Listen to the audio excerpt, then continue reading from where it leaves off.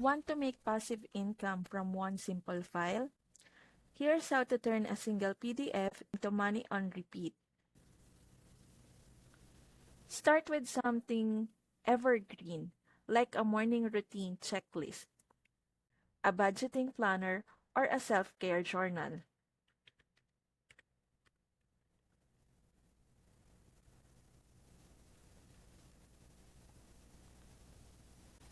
Anything people use over and over again is perfect.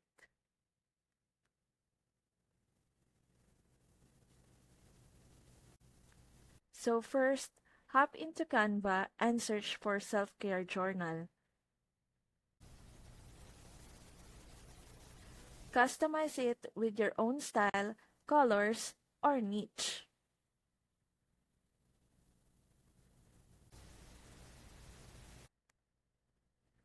Once it's done, download it as a PDF.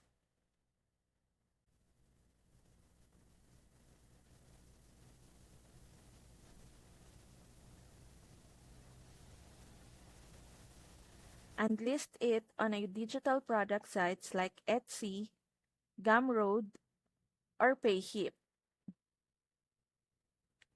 You create it once, but it can sell hundreds of times. Want to learn how to make your first best-selling PDF without tech headaches? Click the link below and PDF Farming will walk you through it step by step.